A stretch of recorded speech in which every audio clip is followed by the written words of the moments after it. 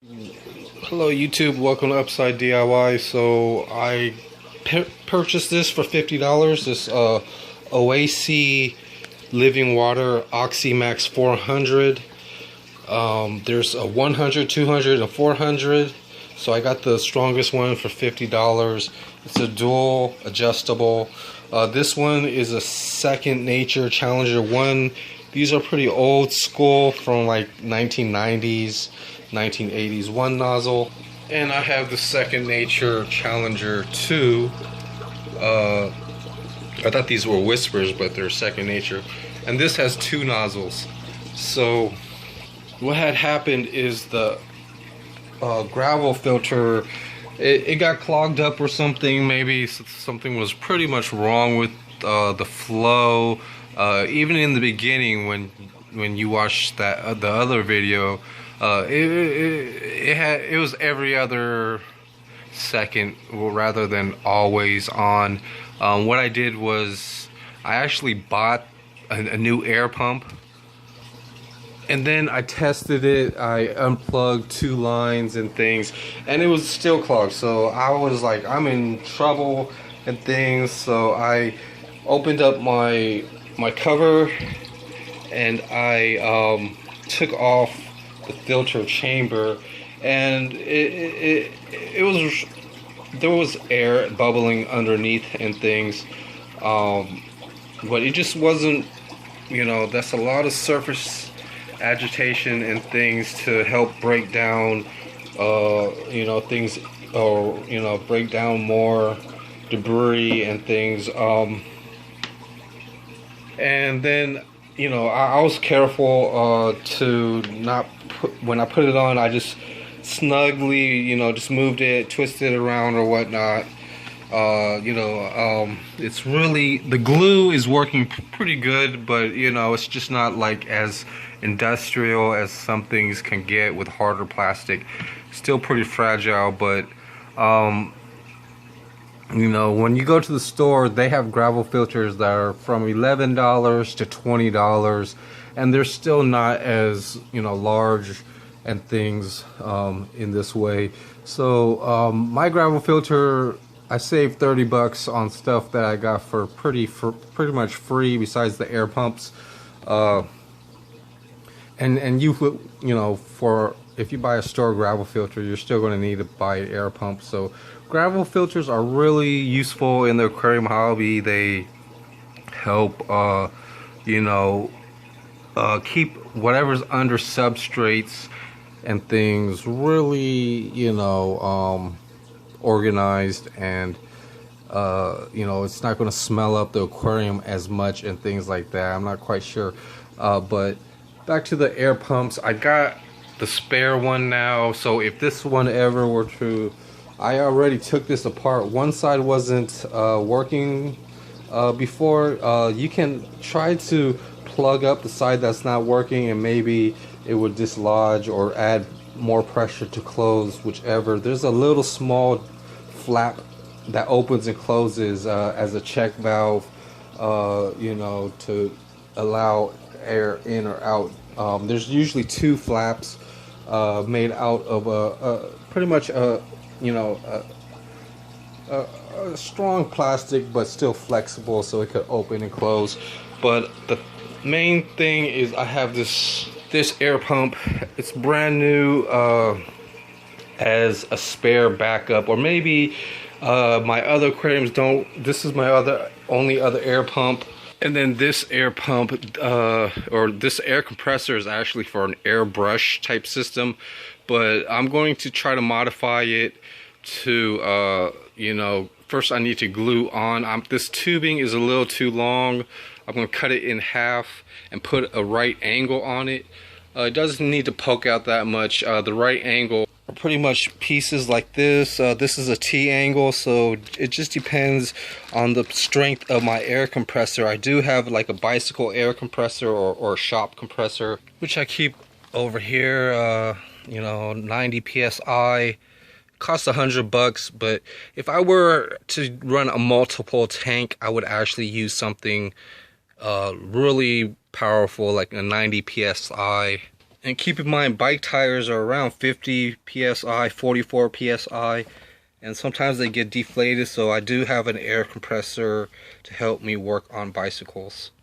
So yeah, I have right angles right here, T angles for larger volumes. I would definitely try to use 90 psi with this stuff, but all I have right here is this size, so you know I can actually convert it into a larger, you know, once I get more of these air nozzle type of adapters. I'm going to use pretty much like bubble gum and epoxy, you know, just try to make a really good seal on this side, put a right angle on this, and then connect it to a lot of the other main lines, and they will actually, and then I could puncture small holes to put in air valves. So really good supplies. You know, sometimes, you know, when you get a lot of good deals and things, you run into something that, you know, is going to question about how far you want to go when it comes to dishing out some hard-earned money. This is where you know, knowing the price and actually doing research, you know, trying to put time and effort in onto finding the best deals or the right you know, specifications, and even testing these device you know, things that, you know, that are supposed to improve a lot of things. They usually do. How I'm going to explain this is, it came with 2 hose lines, and these are actually diffusers, and there's like a slot right here where I could use like a screwdriver or a coin.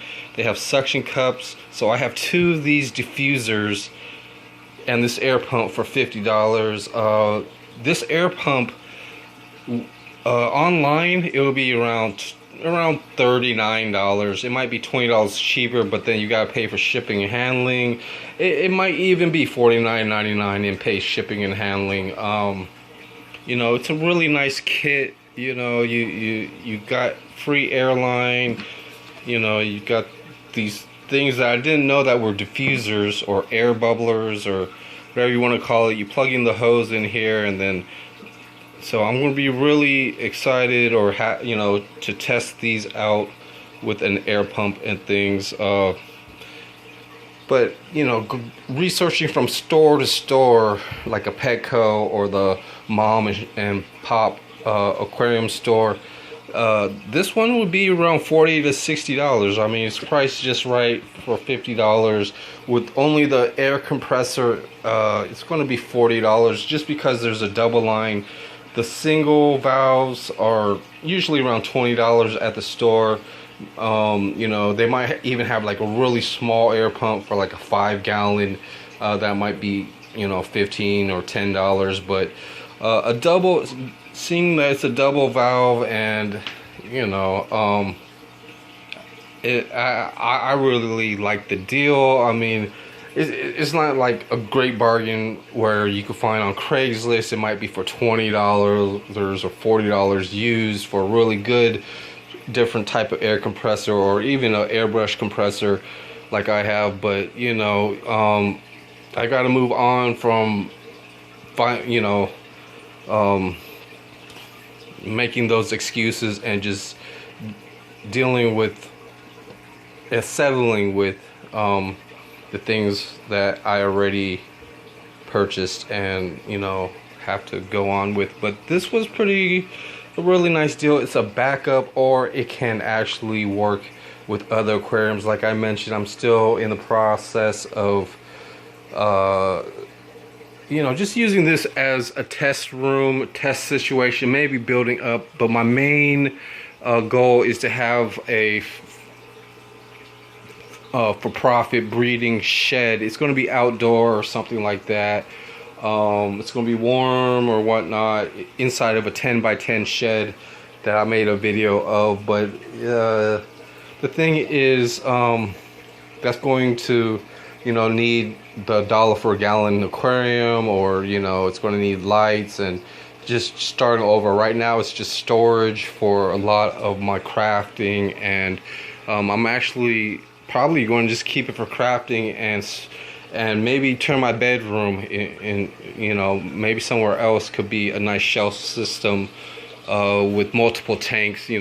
First, you get up to maybe 10 aquariums. I have 7 aquariums right now, but I want them all the same size. I want them all able to sponge filter at least, and then I could really think about having nice tropical fish, or quarantining a couple out of a community aquarium, and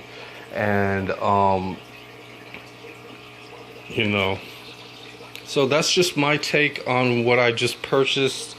I did research for over the weekend. It's Tuesday right now.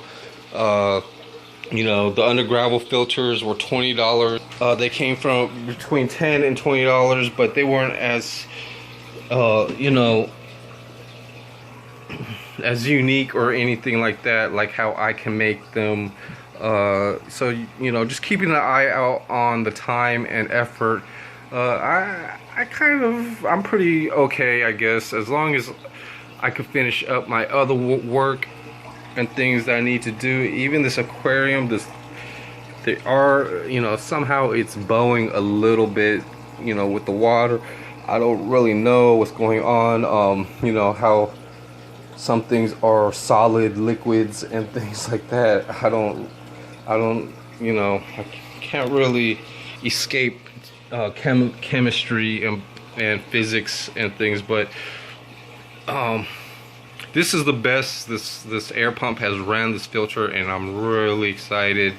The HOB filter in the back, I showed you cleaning it and everything, and now I've got all these nice small air bubbles. Can't wait to establish this for a week or two and see if I can try some decent fish that will actually survive. The thing is, tropical fish, or even having just some fish, it's just kind of bad luck or something. I might have to try some creek fish to enjoy this, or maybe some shrimp. I was thinking of just having a bunch of brine shrimp, just getting those eggs, the brine shrimps, and trying to just breed just a bunch of random things in here while I can. I just but while this is establishing, I've got to finish up some of the work and cleaning and things, cleaning and sorting out. But I just wanted to really show off my gravel filter again, running good, and then showing off some of the air compressor ideas, or air pumps and ideas.